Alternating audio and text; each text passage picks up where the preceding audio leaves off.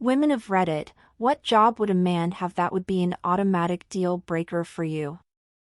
Life coach.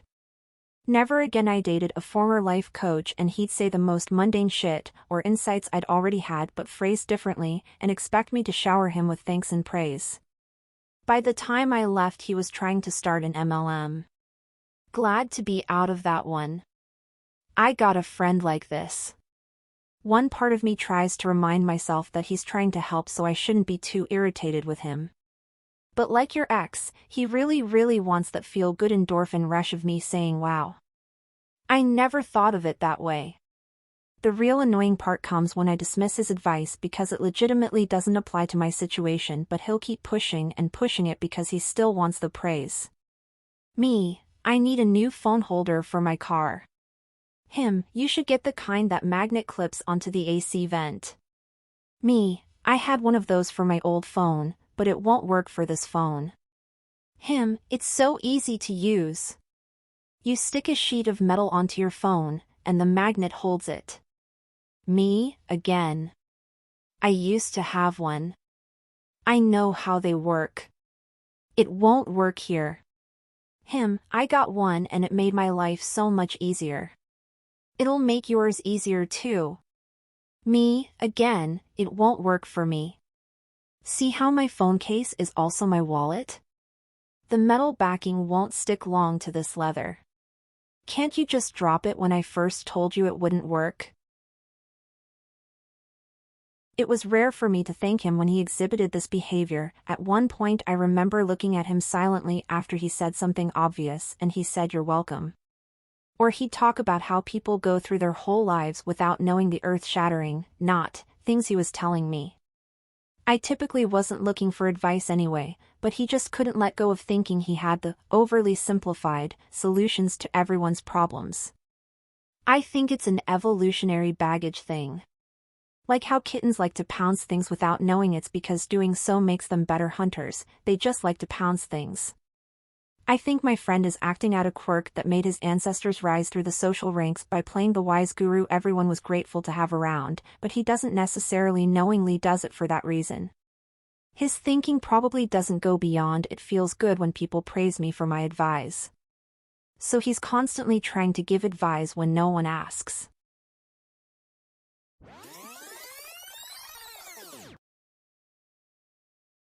Debt collector. I was a debt collector for the better part of a year, and I have to say, I couldn't agree more. It's a job that attracts some soulless individuals. Every day at lunch I watched from my car as other lonely people cried in their cars. The atmosphere for most was such that we didn't want to know each other.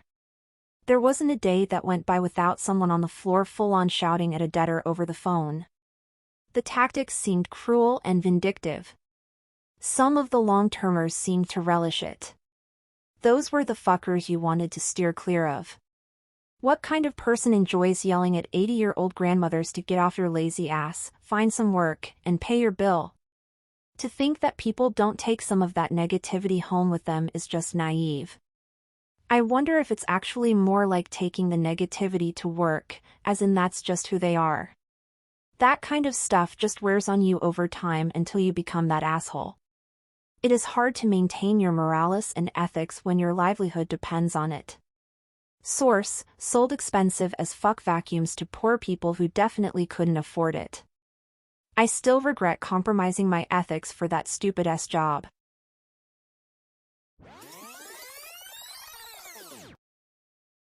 Real estate agent. Never again shudders. I worked in sales for a number of years, and the ultra-competitive douchebags it attracts is unreal. I've always wondered if real estate isn't similar. Based on the presentation of some realtors, it looks worse, way worse. It has a lot of terrible people, a lot of stupid people, and a lot of wonderful people. Upside/downside of something with basically no barrier to entry. I've known a few career real estate professionals where were really great people, very level-headed, solid communicators, pleasant to be around. You could see why that'd lead to the good working relationships that'd make for a successful career in that field. It's why I had my agent recommended to me, and why I recommend her to anyone asking. There's also a local guy who comes across as charming but is an absolute douchebag. I've gotten the feeling that the rest of the career people kinda hate him. They haven't said anything remotely unprofessional, it's just the difference between Jeff. We work together on blah blah, blah blah good things about Jeff, and I can confirm I have worked with Mike in the past.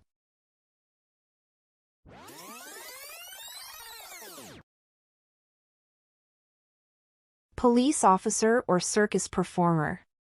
Have dated both. Would never date either again.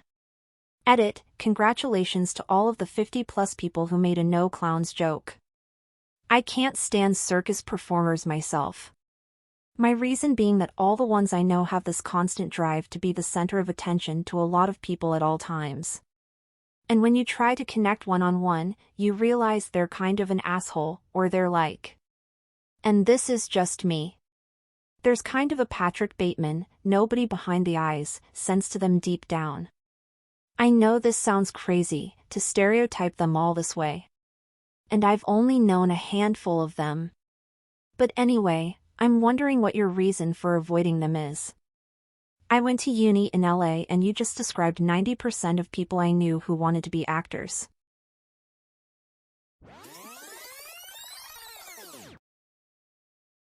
Chef, DJ, sex worker, drug dealer, politician, sleazy sales. Surprised it took this long to see chef up there. You can add bartender to that list as well. I'm a chef and I get it 100%. It takes a special person to be able to put up with the amount of time I'm not around. The group I work for is opening a new restaurant where I'm an owner, and that really ratcheted up the workload. It's all in hopes of a better life on the other side in a few years. I make fantastic money for what I do, but it's all about what will be and not what is at the moment. I do love my job, and the people I'm around every day really add to my gratification.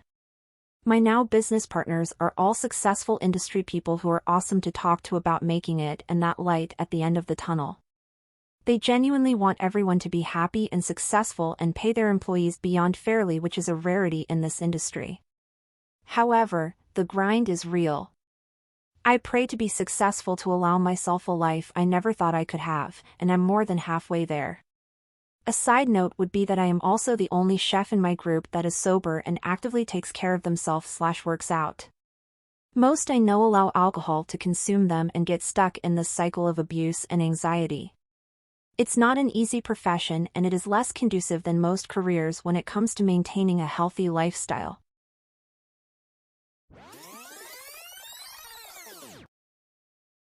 Lack of a job and zero desire to get one is a deal breaker for me. He could be 10 out of 10 smoking hot, but if he refuses to work and just sits on his ass all day playing video games and drinking, I'm out. A guy doesn't have to make $60 an hour, but I'm in my 30s. I need someone who has a job and is financially responsible. I'm not looking to be anyone's sugar mama. Edited because a lot of people misread my post. I'm not talking about disabled people, legitimate reason to not work, people trying to find a job, I think we can all relate, or successful video game streamers.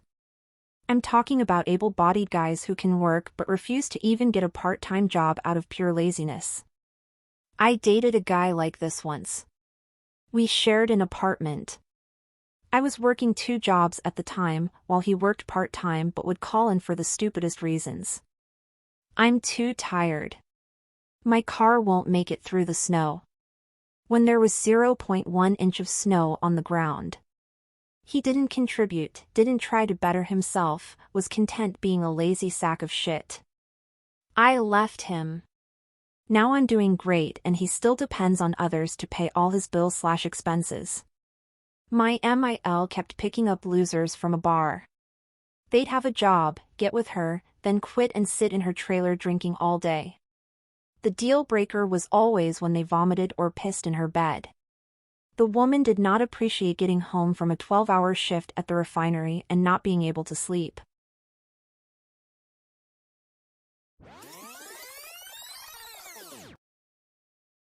An army soldier who is active on the ground or could be deployed any time. I'd be terrified of losing the man I love to the horror of war. I'd rather be alone. It is his decision to give up his life or sanity for war, but I just can't be a partner and potential caregiver to someone like that. I already lost a happy childhood, I can't sacrifice any more. My role is military and first responders, particularly police officers. 1. That's a boatload of trauma I'm not prepared to deal with. Having dated someone with really bad PTSD on top of my own trauma, it really made things worse for my mental health. And 2. Every time I've matched with one of them on Tinder, the following conversation gave me weird AF vibes. It takes a certain type of person to be a partner for someone in those professions.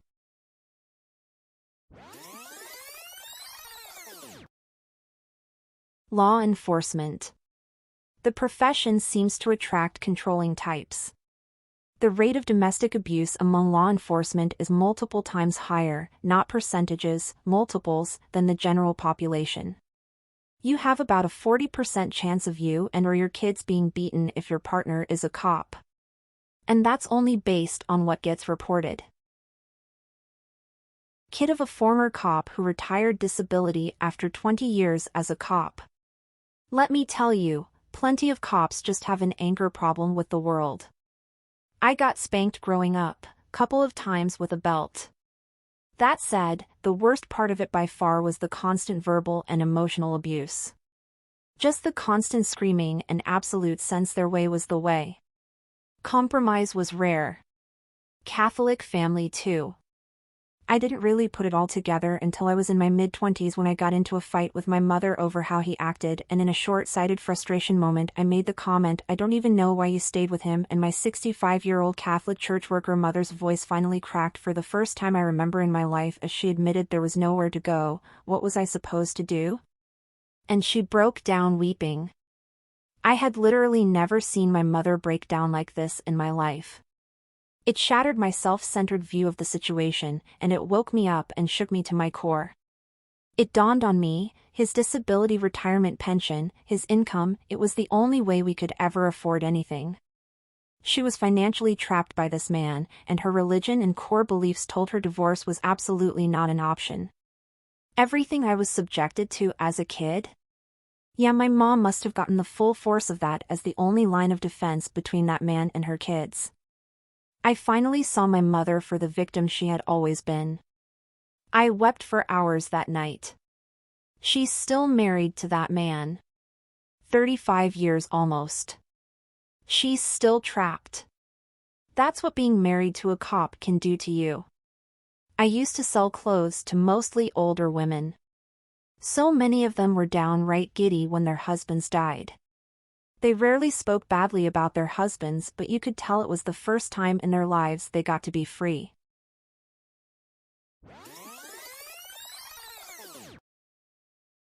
Not seeing janitor on here, so I'ma tell the next woman I date that's what I do, LMAO.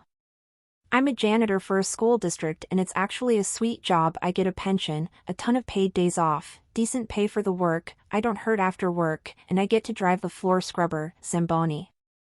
Sounds like a great job.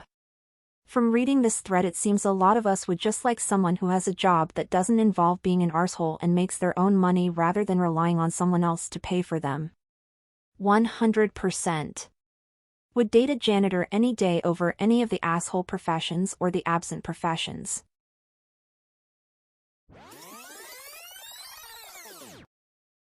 Please like and subscribe for more daily content.